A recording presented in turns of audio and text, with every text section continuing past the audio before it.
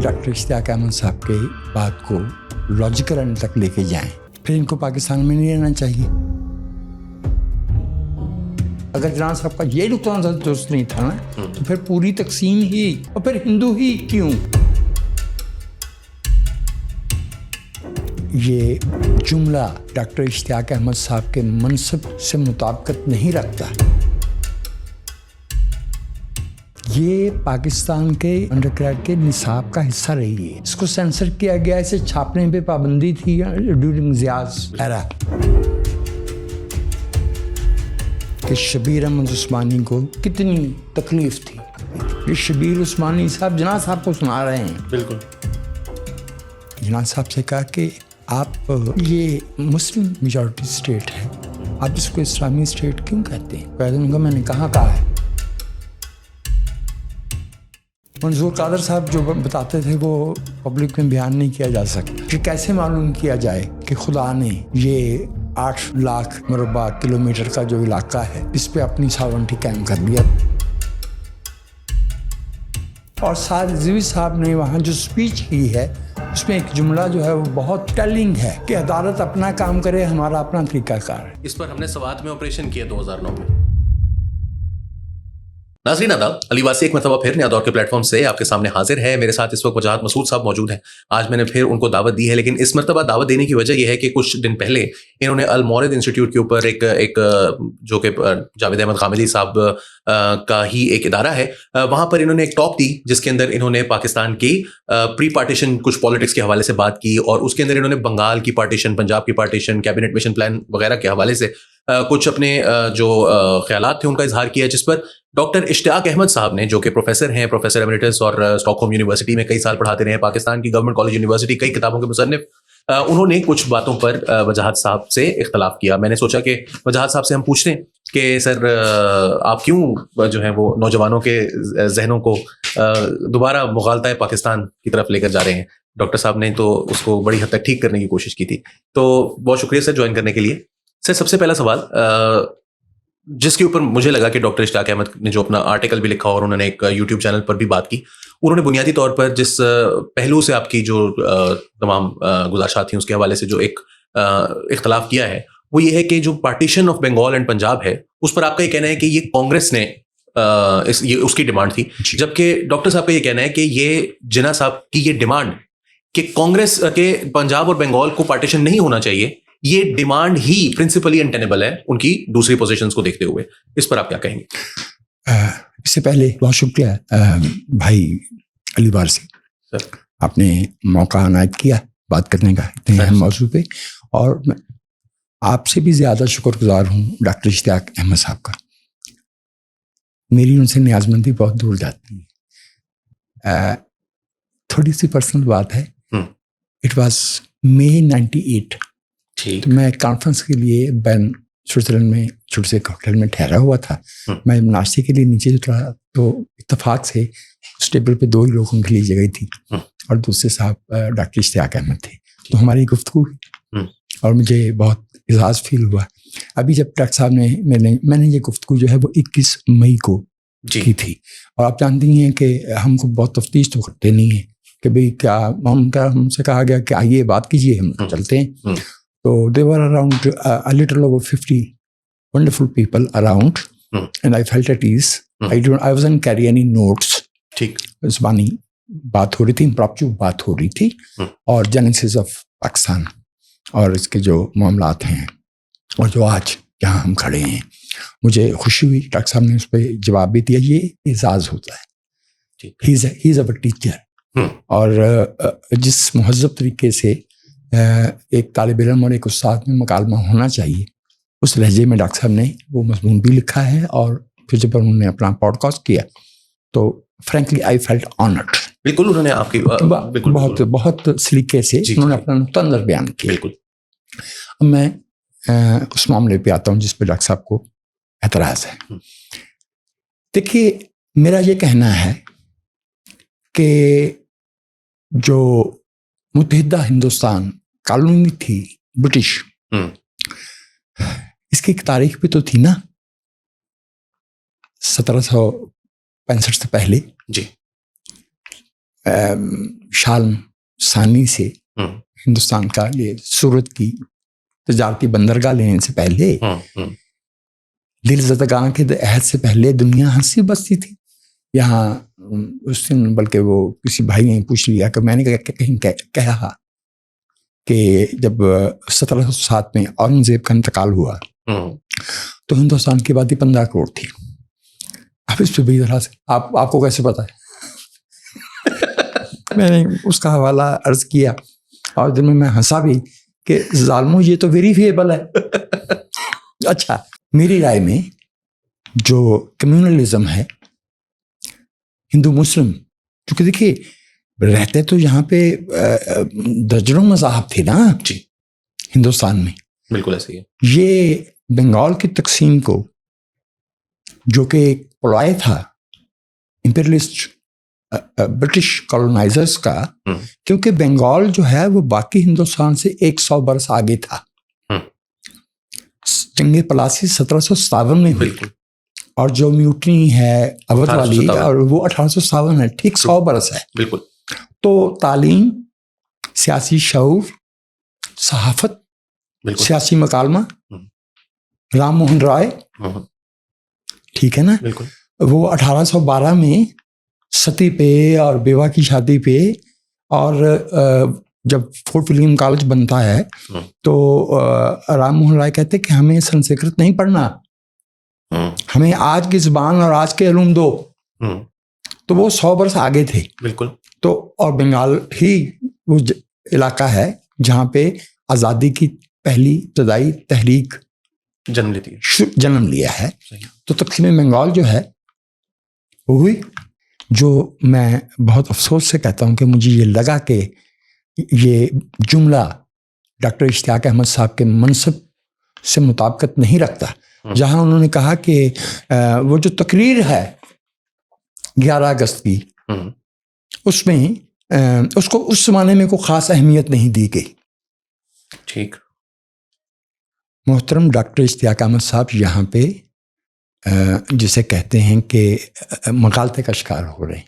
پہلی بات، اس تقریر کو سینسر کرنے کی کوشش کی گئی جی، اور زمین نیازی صاحب نے پورا چیپٹر اس تقریر کو سینسر کرنے کی کوشش میں پریس ان چینز میں لکھا ہے. بالکل رائٹ. یہ پہلی بات ہوگی. اگلی بات، اسپیچ ہوئی ہے 11 اگست کو.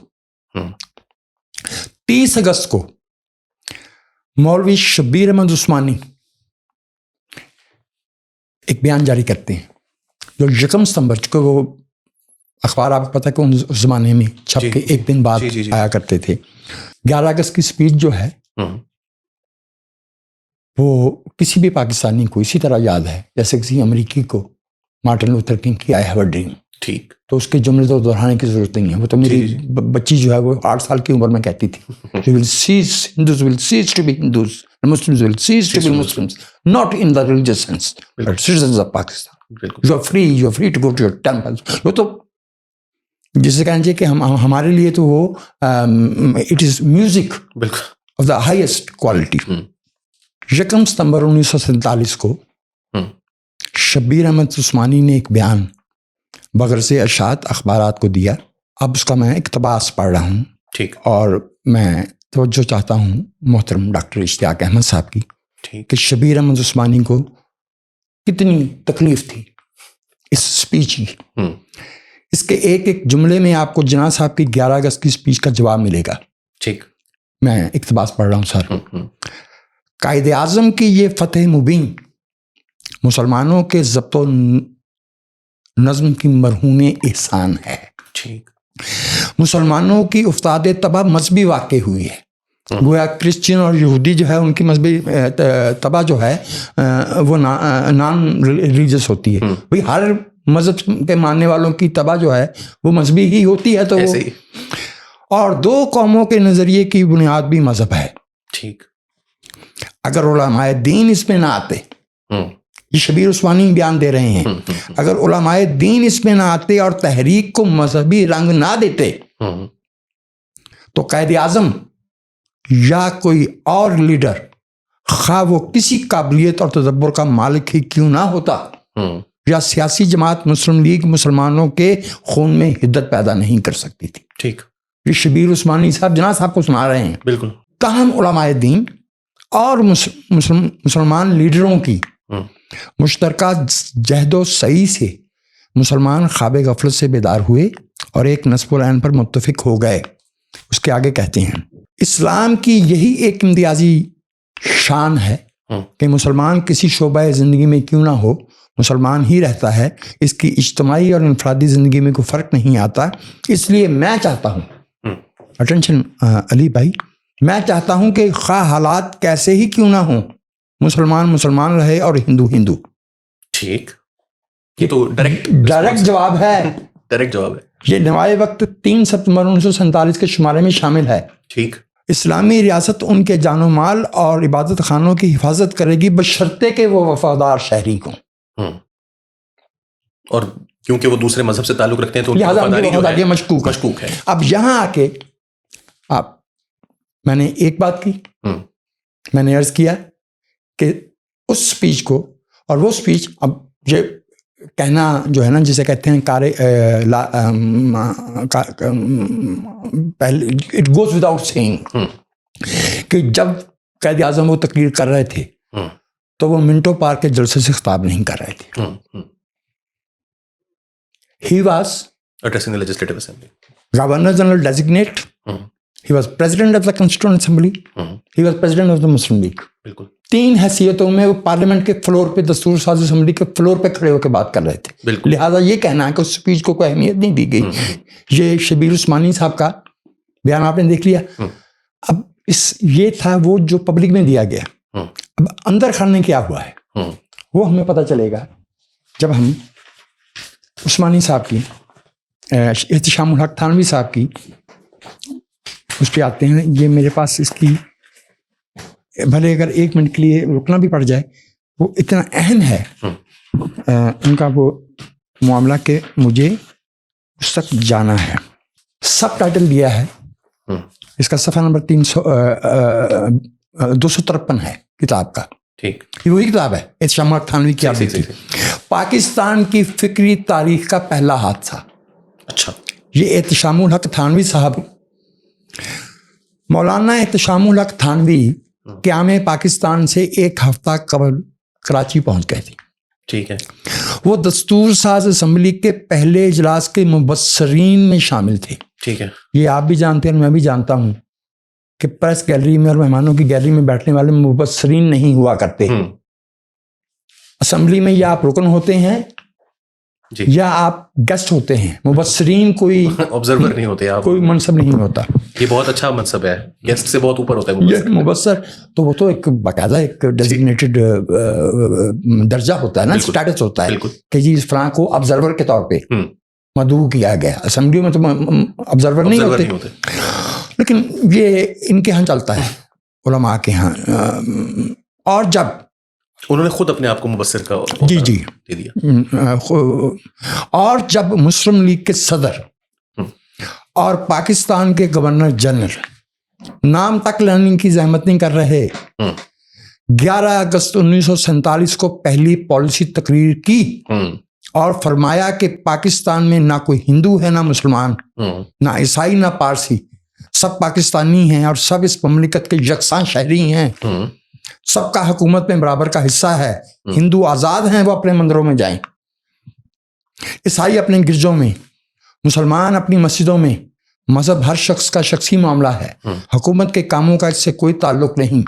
تو اس سے مولانا سے مراد ہے احتشام الحق تھانوی کے دل کو اور ان کے جذبات صادقہ کو سخت ٹھیس پہنچی. ٹھیک. یہ تو لکھا ہوا ہے نا. اب اس کو کیسے جھٹلائیں کہ ملا کو کتنی تکلیف تھی. میں میرے استاد ہیں، ہر لحاظ سے قابل احترام ہے. میں ڈاکٹر اشتیاق صاحب کی توجہ چاہتا ہوں کہ ایسا نہیں ہے کہ وہ تقریر جو ہے اٹ وینٹ ان نوٹسڈ. اس منظر نے مولانا کو مزید تڑپا دیا کہ اسلامی جمہوریہ پاکستان مملکت خدا داد. اچھا یہ مملکت خدا داد، یہ اصطلاح میں حیران ہوں کہ یہ ایک مبصری ہے. یہ بھی مبصری ہے. ٹھیک ہے. یہ بھی جیسے مبصر ہو جاتا ہے ویسے مملکت خدا داد ڈیزگنیشن خود ہی. مجھے آپ سے بات کرتے ہوئے بہت احتیاط کرنا ہوتی ہے. اور اسلام کے نام پر حاصل کیے جانے والے ملک کا. اب یہ احتشام اللہ تھانوی صاحب کی آپ بیتی ہے, خود نوشت ہے. ٹھیک. ملک کا پہلا وزیر قانون اور دستور ساز اسمبلی کا چیئرمین, کو جب جناب صاحب چلے گئے تو ان کی جگہ پہ تو جوگندر ناتھ منڈل ہے. بڑی تکلیف ہوئی ہے. مولانا کے نزدیک یہ نظریہ پاکستان سے پہلا انحراف تھا. ٹھیک ٹھیک ہو گیا. لیکن وہ پھر بتاتے ہیں کہ مشکلات کیا تھی, کہ ہم کیوں اپوز نہیں کر رہے تھے. ابھی پاکستان نے حقیقت کا روپ بھی اختیار نہیں کیا تھا. 14 اگست میں جب پاکستان کا خواب حقیقت بننے والا تھا, ابھی 3 دن باقی تھی. یہ تھانوی صاحب وجوہات بیان کر رہے ہیں, گویا انہوں نے وہاں مہمانوں کی گیلری سے اٹھ کے جناب صاحب کو ٹوکا ہوتا. ثانیاً نمبر 2, تاریخ پاکستان کا یہ نہایت اہم اور نازک ترین ایام تھے. ثالثاً نمبر 3, پاکستان کے لیے مسلمانوں نے جو قربانیاں دی تھیں اور آگ اور خون کے جو دریا عبور کر کے یہاں پہنچے تھے, ابھی ان کے سر چھپانے اور ذریعہ معاش کا انتظام بھی نہیں ہوا تھا. اور وہ تو سن 58 اور 60 تک نہیں ہوا. میں 60 کی دہائی کے شروع میں پیدا ہوا. ہمارے خاندان پہ ابھی اس غربت کے آثار موجود تھے, چونکہ ہم تمام پاکستان کے لیے اب تک بھی نہیں ہوا انفیکٹ. اور اس میں پھر ہم ڈیویشن نہیں چاہتے. میں چاہتا ہوں کہ یہ آپ کے علم میں ہو کہ جو علماء کا اپنا حلقہ ہے, اس میں اس تقریر پہ کی کیا اہمیت ہے اور ان کو اس کی کتنی چبھن ہے. وہ تو وسیع تر قومی مفاد میں خاموش ہے. ہم احسان مند ہیں ڈاکٹر مرحوم مہدی حسن کے کہ انہوں نے اس اسپیچ کو اتنا دہرایا. یہ پاکستان کے انڈر گریڈ کے نصاب کا حصہ رہی ہے. ٹھیک. نکالی گئی. اس کو سینسر کیا گیا, اسے چھاپنے پہ پابندی تھی ڈیورنگ ضیاء ایرا. ان حالات میں حضرت علامہ عثمانی اور حضرت مولانا تھانوی کا خیال تھا کہ اس وقت کوئی بحث چھیڑنے سے پاکستان کو ایسا نقصان پہنچے گا جس کی تلافی ناممکن ہوگی, اور وقت کا کوئی اختلاف ایسا ہی معقول کیوں نہ ہو, اس سے اسلام دشمن فائدہ اٹھائیں گے. اگر ایسا ہی خیال تھا تو وہ 30 اگست والا بیان کیوں دیا تھا شبیر عثمانی صاحب نے؟ وہ تو 3 دن بعد ابھی آزادی ہونی تھی نا, انہوں نے 16 دن بعد دیا. ہو گیا. ٹھیک. تو بھائی محترم ڈاکٹر اشتیاق احمد کا یہ کہنا کہ اس تقریر کی اہمیت نہیں تھی, جیسے نظر انداز کیا گیا, I think he is overlooking. اس کی تقریر کی اس کو اہمیت دی گئی یا نہیں دی گئی, اس کا سب سے بڑا ثبوت یہ ہے کہ اس کو ریڈیو پاکستان کے آرکائیو سے غائب کر دیا گیا. جی وہ نہیں ہے. میں نے مرتضیٰ سولنگی صاحب سے ایک مرتبہ یہ پوچھا تھا, وہ ڈی جی ریڈیو رہے ہیں, تو انہوں نے یہ کہا کہ اس کو غائب کر دیا گیا, اور انہوں نے بہت کوشش کی. آل انڈیا ریڈیو سے بھی انہوں نے بہت کورسپونڈنس کی, لیکن ان کو وہ تقریر نہیں دی گئی. آل انڈیا ریڈیو کے پاس موجود ہے, لیکن وہ پاکستان کو نہیں دی گئی. اب میں شیئرز کرنا چاہوں گا کہ قائد اعظم کے پاکستان کے بارے میں خیالات کیا تھے. ٹھیک. پاکستان بننے سے پہلے اور پاکستان بننے کے بعد. چونکہ بھائی ڈاکٹر اشتیاق احمد صاحب کا بنیادی اعتراض یہی ہے نا, کہ اعتراض تو نہیں ہے, ان کا یہ خیال ہے کہ شاید میں یہ سمجھتا ہوں کہ قائد اعظم جو ہے وہ ایک سیکولر پاکستان نہیں چاہتے تھے. میں سمجھتا ہوں کہ وہ ایک سیکولر پاکستان چاہتے تھے. ٹھیک. اور ڈون کیمبل رائٹرز کا نمائندہ 11 مئی 1947 کو اسے انٹرویو دیا ہے. وہ سوال کرتا ہے کہ یہ جو آپ کا ملک ہے یہ کس طرح چلے گا. اس میں 2 نکات بہت اہم ہیں, یہ موجود ہے, عام مل جاتا ہے ڈون کیمبل کا انٹرویو جہاں صاحب. ایک تو اس نے پین اسلامزم کا نام لیا, جسے ہمارا آج کا اردو صحافی مسلم اما کہتا ہے. جی بالکل. Do you envisage the formation of a pan-Islamic state stretching from the far and Middle East to the far east from the after the establishment of Pakistan? کہ ڈون کیمبل کہہ رہے ہیں. قائد اعظم کیا فرماتے ہیں جواب میں؟ وہ کہتے ہیں the theory of pan-Islamism has long ago exploded. ٹھیک.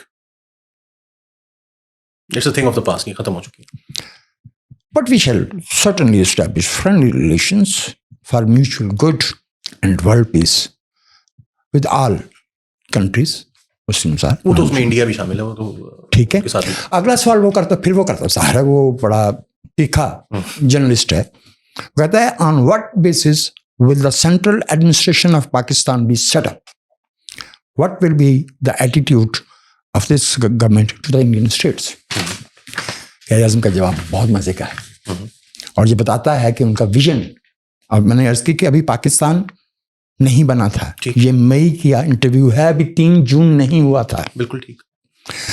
The basis of the central administration of Pakistan and that of the units. انہیں پتا تھا کہ یہ فیڈریشن ہے. ٹھیک. لفظ استعمال کر رہے ہیں units. To be set up will be decided, no doubt, by the Pakistan Constituent Assembly. But the government of Pakistan can only be a popular, representative and democratic form of government. ٹھیک ہو گیا. اس کے بعد کسی کو یہ خیال نہیں ہونا چاہیے کہ قائد اعظم صاحب جو ہے وہ مولانا شیرانی اور طاہر شفیع کے پاس پہنچے ہوتے کہ حضور رہنمائی فرمائیے. He was looking forward to a democratic Pakistan. صحیح. Owned, run and directed by the people of Pakistan. ٹھیک. اچھا, اب فروری 1948 ریڈیو میسج دے رہے ہیں to the American people. Quaid Azam محمد علی جناح, پاکستان کا آئندہ آئین ایک جمہوری نوعیت کا ہوگا جو اسلام کے بنیادی اصولوں پر مبنی ہوگا. ٹھیک ہے. اب میں یہاں توجہ چاہ رہا ہوں کہ لفظ استعمال کیا, اسلام کے بنیادی اصول. پاکستان ایک تھیوکریٹک اسٹیٹ نہیں ہوگا, یعنی ایسی ریاست جسے مذہبی پیشوا چلائیں. اگلا سنیے. 25 جنوری 1948 کراچی بار ایسوسی ایشن. ٹھیک. اسلام کے اصول میں جان بوجھ کے اس پہ زور دے رہا ہوں, آج بھی اتنے ہی قابل عمل ہیں جتنے 1300 سال پہلے تھے. ہمیں اپنی جمہوریت کی بنیاد سچے اسلامی اصولوں پر رکھنا ہے. سبی دربار 24 فروری 1948. ہمیں اپنی ریاست کی بنیاد نبی کریم صلی اللہ علیہ وسلم کے سنہری اصولوں پر رکھنی ہے, لیکن ایسی حکومت نہیں چاہتے جو صرف مذہبی طبقہ کے اختیار میں. ٹھیک ہو گیا. یعنی تھیوکریسی نہیں ہے. تھیوکریسی نہیں ہے. اور اسلام کے گولڈن پرنسپل سے مستعار لیں گے. اسلام کے گولڈن پرنسپلس کیا ہیں؟ جسٹس, بالکل, ایکوالٹی, جو خطبۃ الوداع میں کہا گیا ہے. بالکل ٹھیک. ایسے ہی ہے نا. جی جی جی. یہ جو کہ آپ نے جو ہے نا وہ پاجامہ کتنا اونچا پہننا ہے اور داڑھی کتنی لمبی ہونا ہے اور بال کیسے ہونے چاہیے, یہ جناب صاحب کا کنسرن نہیں ہے. ولایت فقیہ نہیں ہے یہ, سمپل الفاظ میں. مجھے تو اس کا مطلب ہی معلوم نہیں کہ یہ کیا ہوتا ہے, لیکن جو میں آپ سے عرض کرنا چاہتا ہوں, جو ہمارا پڑھا لکھا طبقہ جو جہاں وہ مس کرتے ہیں جو پوائنٹ, وہ پوائنٹ یہ ہے کہ جب ایک مین ان دی اسٹریٹ بات کرتا ہے تو وہ اسلامی ریاست اور مسلم میجورٹی اسٹیٹ میں فرق نہیں کرتا. زبان زدہ عام تو یہی ہے. زبان زدہ عام یہی. میں اس کی وجہ عرض کیے دیتا ہوں کہ وہ کیوں اس میں کرتا ہے. اس کی مثال پیش کر دیتا ہوں. آپ جانتے ہیں سری پرکاش کو, ٹھیک, جو پہلے ہائی کمشنر تھے انڈیا کے صحیح پاکستان میں. انہوں نے اپنی کتاب لکھی, انگریزی میں بھی موجود ہے, اردو میں بھی موجود ہے. جو وہ کیا کہتے ہیں بسوں میں کہ جس کو ضرورت ہو آواز دے کے طلب کرے, حاضر کر دیتے ہیں. اس میں وہ ایک ڈنر ہے, تو سری پرکاش گجرات صاحب نے اپنے ساتھ صوفے پہ بٹھا لیا. بہت سے مہمان, سفرا, ڈپلومیٹک کور وغیرہ آئے ہوئے ہیں. تو سری پرکاش نے اپنی کتاب میں لکھا ہے کہ میں نے جناب صاحب سے کہا کہ آپ یہ مسلم میجورٹی اسٹیٹ ہے, آپ اس کو اسلامی اسٹیٹ کیوں کہتے ہیں؟ تو کہتے ہیں کہ میں نے کہا ہے. تو انہوں نے کہا کہ وہ آپ نے فلاں جگہ پہ کہا ہے, کہ مجھے ثبوت دو, مجھے دکھاؤ. ٹھیک. میں نے کہا کہ اور لیاقت علی خان نے بھی کہا ہے. تو قائد اعظم نے کہا تو لیاقت علی خان سے جا کے لڑو, بات کرو, پھر میرے سے کیوں لڑ رہے ہو؟ سری پرکاش کہتے ہیں کہ گھر آ کے میں نے ٹیکسٹ دیکھا اور قائد اعظم نے واقعی مسلم اسٹیٹ کہا ہوا تھا, اسلامی اسٹیٹ نہیں کہا تھا. ٹھیک ہو گیا. فرق یہ ہے مسلم اور اسلامی اسٹیٹ میں کہ مسلم اسٹیٹ میں مسلم شہری, ٹھیک, رائٹ, اسلامی اسٹیٹ میں فیصلہ سازی کا اختیار ملا کے پاس پہنچ جاتا. بالکل. اور اس پہ جناب صاحب کلیئر تھے. بالکل ٹھیک. آخری اب جو میں نے جو بات کہی تھی جس پہ وہ سارا معاملہ اٹھ کھڑا ہوا، وہ میں نے اتفاق سے، مجھے علم نہیں تھا کہ ڈاکٹر اشتیاق صاحب اتنی شفقت فرمائیں گے کہ میرے جیسے طالب علم کو وہ سنیں گے اور اس پہ بات بھی کریں گے. یہ آنر ہوتا ہے، یہ زندگی کا احسان ہوتا ہے کہ بڑے آپ کی بات سنیں اور آپ کی رہنمائی کریں.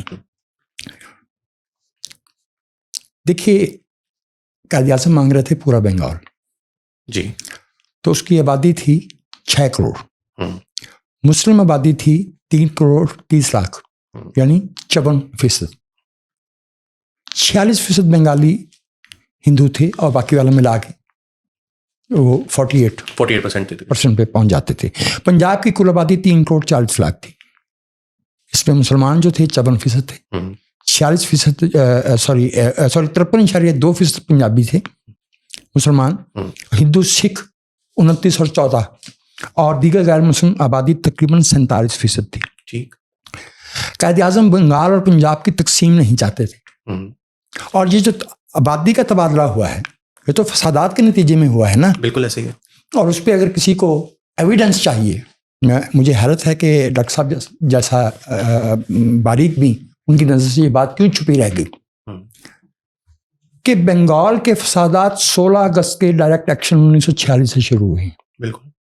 اس کے بعد نواکھلی میں ہوئے ہیں. Noakhali again was Hindu minority area. اور جو بہار کے فسادات ہیں equally condemnable, a human tragedy of cosmic dimensions, but date chronology بہت اہم ہوتی ہے تاریخ میں. وہ نومبر میں ہوئے. ٹھیک. پنجاب میں فسادات 4 مارچ کو شروع ہوئے ہیں. 2 مارچ کو خضر نژاد کی گورنمنٹ ٹوٹتی ہے اور مسلم لیگ حکومت بنانے میں ناکام رہتی ہے. اگر مسلم لیگ کے پاس تو 73 سیٹیں تھیں تو 175 میں کیسے بنا سکتے تھے؟ They were trying to seduce اکالی دل. ٹھیک، ایسا ہی ہے جی. تو بھائی اگر ہندو کے ساتھ نہیں رہ سکتے، اور ڈاکٹر اشتیاق احمد میرے استاد محترم یہ فرماتے ہیں کہ irreconcilable ڈفرینسز ہیں مذاہب میں، تو کیا سکھوں اور مسلمانوں میں ایک مسجد میں نماز پڑھتے ہیں؟ سر میں اس میں ان کا یہ کہنا نہیں ہے کہ وہ irreconcilable ہیں. وہ کہہ رہے ہیں کہ according to Muslim League and Jinnah جو مسلمانوں کے اور ہندوؤں کے ڈفرینسز ہیں وہ ریکنسائلیبل ہیں. وہ چاہے گائے کا ہو، وہ اپرچونزم ہے ان ہز ویو. اچھا، میں سمجھتا ہوں کہ میں نے خضر گورنمنٹ کے بارے میں تو اپنی رائے دے دی نا کہ میری نسل میں وہ تحریک جو ہے وہ غیر جمہوری تھی. ٹھیک. وہ لیکن ہیونگ سیڈ دیٹ میں اپرچونزم والا معاملے تک نہیں جاؤں گا. میرے خیال میں حکومتوں کا بننا اور ٹوٹنا، الائنسز کا بننا اور ٹوٹنا جمہوری عمل کا حصہ ہوتا ہے. اور مجھے چونکہ میں احترام بھی بہت کرتا ہوں، اور مولانا ابو کلام آزاد کا یہ لاہور میں جو کوئلیشن بنی تھی، اس کے لیے کانگریس نے مولانا ابو کلام آزاد کو پنجاب میں بھیجا تھا، کیونکہ ان کے بہت قریبی تعلق تھا محبت کا، دوستی کا، رفاقت کا رام رسول مہر صاحب کے ساتھ اور عبد المجید سالک صاحب کے ساتھ. تو ان کے حوالے سے یہ اٹس پارٹ آف ہسٹری کہ وہ تشریف لائے تھے. جو میں عرض کر رہا ہوں وہ یہ ہے کہ جو بنگال اور پنجاب قائد اعظم محمد علی جناح جس کا مطالبہ کر رہے تھے، اور بائی دا وے میں یہ بھی آپ سے عرض کر دوں کہ یہ میرے پاس جو ڈاکومنٹڈ ہے، میں چاہوں گا کہ آپ یہ ازراہ کرم کم از کم اس کی شکل جو ہے وہ دکھا دیں. راجندر پرساد کنسٹیٹیوئنٹ اسمبلی کے صدر تھے. انہوں نے 30 مئی کو 1947 کو یہ مطالبہ کیا تھا، 30 اپریل 1947 کو کمپلیٹ ڈویژن صوبوں کی تقسیم کا. ٹھیک ہے. اور اس کے جواب میں پھر 4 مئی کو قائد اعظم نے اس کا جواب دیا تھا اور کہا تھا کہ تقسیم نہیں ہونی چاہیے. ایک میں آپ کو آخری بات عرض کر دوں. آبجیکٹو ریزولوشن 22 جنوری کو ہندوستان کی کنسٹیٹیوئنٹ اسمبلی نے منظور کر لی تھی. جی ایسے ٹیکسٹ اس کا موجود ہے. اور جو اس موقع پہ اسپیچ کی تھی پنڈت نہرو نے، وہ بہت کمال کی چیز ہے، پڑھنے سے تعلق رکھتی ہے. یہ میرے بھائی انڈیا کی آبجیکٹو ریزولوشن ہے. یہ 22 دسمبر کو منظور ہوئی. 13 کو پروپوز کی گئی تھی. 1946 تھا. चौथा नुक्ता है where in all power and authority of the sovereign independent India, its constituent parts and organs of government are derived from the people. ये वह नुक्ता है जो हिंदुस्तान के ऑब्जेक्टिव रेजोल्यूशन में पाकिस्तान की 12 मार्च 1950 वाली रेजोल्यूशन से डिफरेंट है, क्योंकि उसमें सॉवरेनिटी जो है वो मुझे नहीं, मैं मजहबी राय दिया नहीं करता, मेरा उससे कोई ताल्लुक नहीं है, मैं तारीख का और सियासत का एक मामूली तालिब इल्म हूँ, लेकिन मेरे लिए बतौर एक आम इंसान के ये जानना बहुत मुश्किल है कि what was the modus operandi whereby it could be ascertained, ये कैसे मालूम किया जाए कि खुदा ने ये 8 लाख मुरबा किलोमीटर का जो इलाका है इस पे अपनी सॉवरेनिटी कायम कर दी और बाकी कायनात जो है वो सरेंडर कर दी है। More importantly day to day मामलात में खुदा की क्या मंशा है ये जानना बड़ा मुश्किल होता है। जानना मेरे जैसे लोगों के लिए बहुत मुश्किल है, मैं उस पर राय देता नहीं, मुझे देनी भी नहीं चाहिए, लेकिन जो मैं अर्ज कर रहा हूँ वो ये है कि वाहद नुक्ता पाकिस्तान के ऑब्जेक्टिव रेजोल्यूशन में, और उसमें पाकिस्तान के ऑब्जेक्टिव रेजोल्यूशन जना साहब ने 11 अगस्त को पेश कर दी थी, ठीक, और 12 मार्च 1949 वाला जो है हसरत मोहानी का बहुत सादा जुमला बहुत मारूफ है कि लियाकत अली मुल्लाओं के सर पे हुकूमत करना चाहता है, ये गलती कर रहा है। हसरत मोहानी जो है वो कोई नॉविस नहीं थे, ही हैड अ हिस्ट्री। मेरी तो ये गुजारिशात हैं, अगर उनकी बड़ी वो दिल भटकेगा में बशीर अहमद साहब के साथ नहीं सर, दिल भटकेगा में नहीं, जो मिले थे रास्ते में, जो खाकल का मजबूर है ना, और उसमें उन्होंने ऑब्जेक्टिव रेजोल्यूशन के ऊपर बहुत सख्त तनकीद की और उन्होंने इस्लामिक पॉइंट ऑफ व्यू से उसको इस्लामिक हिस्ट्री से खरूज से मिलाया। वो हज करके तशरीफ ला रहे थे और उनका कोई 15वां 16वां हज था हजरत मोहानी का।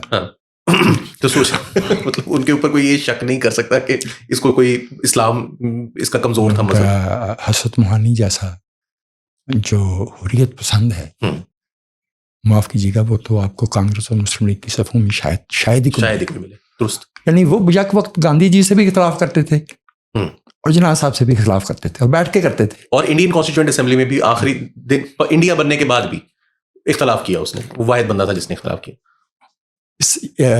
अभी बुरी खबर आई कि सीएम नईम साहब जी का इंतकाल हो गया, तो उन्होंने हसरत मोहानी साहब एक बहुत खूबसूरत मजमून लिखा था, मैवरिक मुल्ला। सही।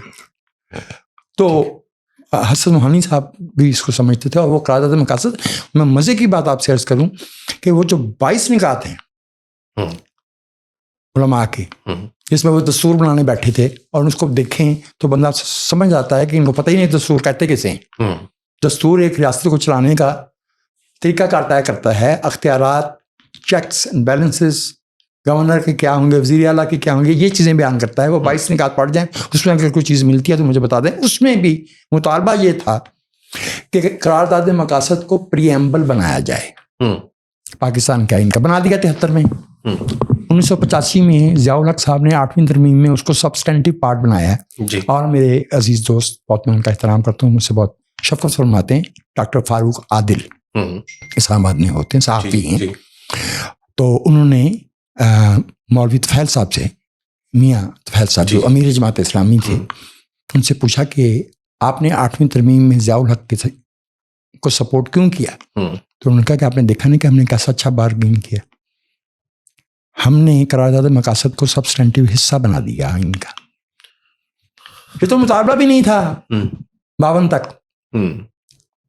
73 में भी वो प्रीएम्बल था, वो 56 में भी प्रीएम्बल था।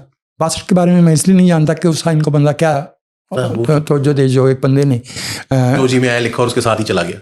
मंजूर कादर साहब जो बताते थे वो पब्लिक में बयान नहीं किया जा सकता कि वो आइन 62 का कैसे बना था। ठीक, फाइनली सर एक सवाल जो यहाँ पैदा होता है वो, क्योंकि डॉक्टर साहब ने, क्योंकि मैं इस सारी डिबेट से मुझे इसके बारे में इल्म उस वक्त हुआ जब उन्होंने द फ्राइडे टाइम्स के अंदर मजमून लिखा और उसके अंदर उन्होंने जो बंगाल और पंजाब की पार्टीशन है उसको उन्होंने कहा कि जिन्ना की ये पोजीशन अनटेनेबल है, क्योंकि प्रिंसिपली वो इस बुनियाद पर हिंदुस्तान की तकसीम का मुतालबा कर रहे हैं कि हिंदू और मुसलमान एक साथ नहीं रह सकते। तो फिर वही तकसीम बंगाल और पंजाब में किस तरह जो है वो सडनली वो एक दूसरे के साथ रहने के काबिल हो जाते हैं, ये उनका नुक्ता है।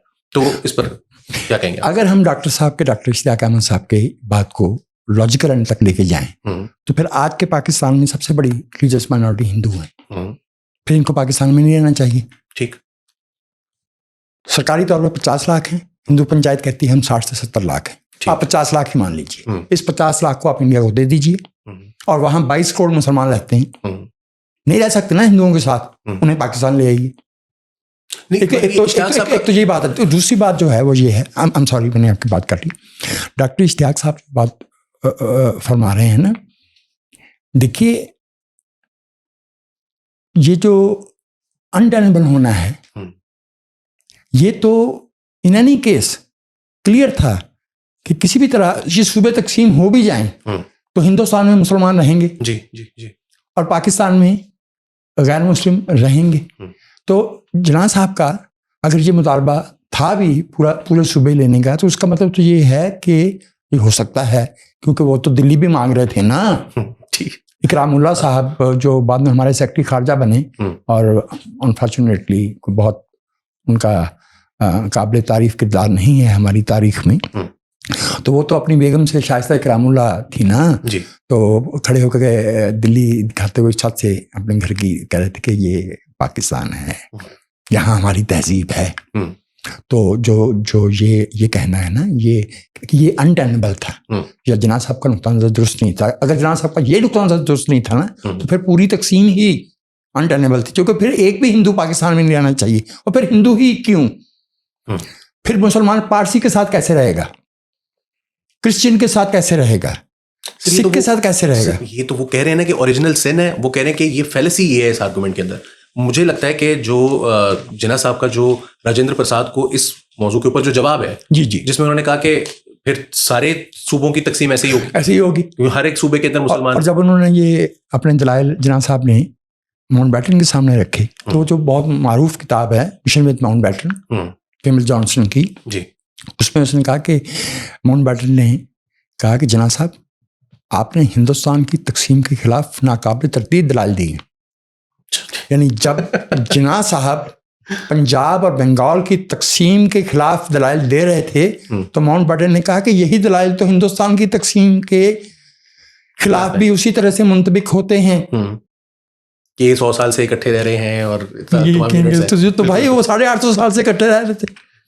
تو میرے خیال میں جو میرا نقطہ تھا جہاں میں اپنی بات سمجھا نہیں پایا، کیونکہ میں گستاخی نہیں کر سکتا کہ میں کہوں گا ڈاکٹر اشتیاق صاحب میری بات نہیں سمجھ سکے، میں نہیں سمجھا پایا، وہ یہ ہے کہ اگر قائد اعظم پورا بنگال اور پورا پنجاب مانگ رہے تھے تو اس کا مطلب یہ ہے کہ وہ ایک سیکولر پاکستان مانگ رہے تھے، کہ جس ملک میں 40 سے 50% کے قریب غیر مسلم آبادی ہوتی، اس میں ہم جو ہے ہماری سپریم کورٹ مبارک ثانی کیس میں رسیوں سے باندھ کے ملاؤں کے سامنے نہ ڈال دی جاتی. اس ملک میں ہمارے آرمی چیف کو تصویریں نہ کھنچوانی پڑتی ہیں اور میلاد نہ کروانے پڑتے. اس ملک میں ہمارے وزیر اعظم کو جو ہے اور ہمارے وزیر قانون کو جو ہے وہ جا کے ترلے نہ کرنے پڑتے فیض آباد چوک میں. ہم اتنے بے بس کے ہم جو ہے وہ جو مولانا صاحب جس کی طرف انگلی اٹھا دیں وہ نہیں ہے. یہ طاقت دے دی نا ہم نے. بالکل. وہ بچہ جنید حفیظ جو ہے وہ فروری 2013 سے جیل میں ہے. اور یار اس کا سماعت کا حق تو ہے، اس کا رائٹ ٹو ڈیفینس تو ہے. میں نے مجھ سے شفقت فرماتے ہیں امیر العظیم صاحب، ٹھیک، جماعت اسلامی سے تعلق رکھتے ہیں. 7 مئی 2014 کو جب راشد رحمان کو ملتان میں شہید کیا گیا تو میں نے ان سے کہا کہ بھائی امیر العظیم کیا ملزم کا حق دفاع ختم ہو گیا ہے؟ کہنے لگے نہیں. تو میں نے کہا راشد رحمان کا جرم کیا تھا؟ وہ ملزم کا دفاع کر رہا تھا نا، وکیل تھے نا وہ. جنید حفیظ 13 برس سے جیل میں ہے اور ابھی لاہور ہائی کورٹ میں اس کی سماعت مقرر ہوئی تھی اور لاہور بار ایسوسیشن نے سعد رضوی صاحب کو جو تحریک لبیک کے سربراہ ہیں مدعو کیا، اور سعد رضوی صاحب نے وہاں جو سپیچ کی ہے اس میں ایک جملہ جو ہے وہ بہت ٹیلنگ ہے کہ عدالت اپنا کام کرے، ہمارا اپنا طریقہ کار ہے. ٹھیک، یار وہ قتل کی دھمکی دے رہے ہیں سیدھی سڑک پہ آ کے پبلک میں، ان کو پوچھنے والا نہیں ہے. اس بات پر ہم نے سوات میں آپریشن کر دیا تھا. لیکن کہ عدالت اپنا کام کرے, ہمارا اپنا طریقہ ہے. اس پر ہم نے سوات میں آپریشن کیا 2009 میں کیا نا. بالکل. لیکن اب جب انڈیا پاکستان کا کانفلکٹ ہوا ہے جو 6 مئی سے 10 مئی تک, اس میں ملا عبدالعزیز جو ہے لال مسجد والا, اس نے باقاعدہ لوگوں سے ہاتھ اٹھوا کے کہا ہے کہ آپ پاکستان کی فوج کی حمایت نہیں کریں گے. یہ مذہب کی لڑائی نہیں ہے, یہ ملکوں کی لڑائی ہے.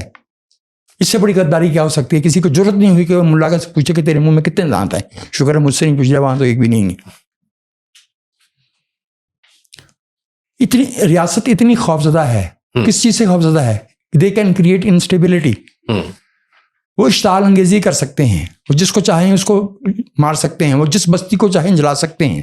وہ اور یہ جو کمپلیٹ ٹیک اوور ہے پبلک ڈسکورس میں, وہ امپاسبل ہوتا اگر پنجاب اور بنگال کی تقسیم نہ ہوتی. یس, دس از مائی پوائنٹ, کہ اگر بنگال اور پنجاب کی تقسیم نہیں ہوتی تو یہ جو ہمارا پولیٹیکل ڈسکورس ہے, it would have carried on along political lines. ٹھیک ہو گیا. تو سر بہت شکریہ, ہمیں آپ کا شکریہ, مجھے آپ کا بھی اور ڈاکٹر اشتیاق احمد صاحب کا بھی. یہی طریقہ ہوتا ہے مہذب علمی معاشروں میں کہ بات کی جائے, جواب میں دلیل دی جائے, بات کو سمجھا جائے وداؤٹ اسکرائبنگ اینی بیڈ فیتھ. بالکل سوال ہی پیدا نہیں ہوتا, اس کا سوال ہی پیدا نہیں ہونا چاہیے. یہ بہت بہت عنایت. سر بہت شکریہ. ناظرین آپ لوگوں کا بہت شکریہ. 1on1 سے فی الحال کے لیے علی وارثی کو اجازت دیجیے. آداب.